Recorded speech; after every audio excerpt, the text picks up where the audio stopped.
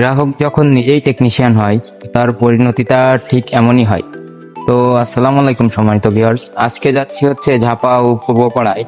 তো কমপ্লেনটা ছিল এমন যে আমাদের বাসায় নেটটা চলছে না। তো আমি আর শখ চলে যাই, তো গিয়েই সেখানে দেখি তিনি সবকিছু খুলে উল্টোপাল্টা করে রেখেছে। তো আমি পাওয়ার মিটার দিয়ে লেজারটা চেক করাই, সেখানে কোনো লেজার পাই না। তো সেখান থেকে লেজার মেরে লাইট মেরে দেখি যে এখানে প্যাসপোর্টের গোড়া থেকে কোডটা ভেঙে গেছে। তো তারপরে আর কি আমি জয়েন্টের কাজটা শুরু করে দিই।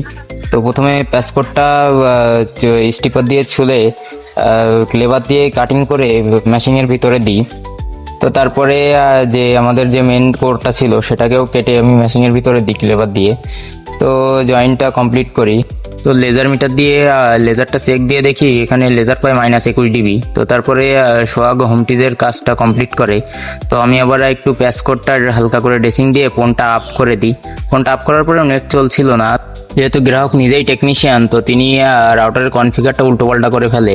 তো আমি আবার আমাদের যে ইউজার নেম পাসওয়ার্ড ছিল সেটা দিয়ে কনফিগার কমপ্লিট করার পরে স্পিডটা টেস্ট দিই। তো এখান থেকে 26 স্পিড পাই fast.com দিয়ে। পরে গুগল ফাইবার দিয়ে স্পিড টেস্ট দিই, তো সেখানে ডাউনলোড পাই 28 আর আপলোড স্পিড পাই 38। তো আজকের মতো এইটুকুই, সাথে থাকবেন, ধন্যবাদ।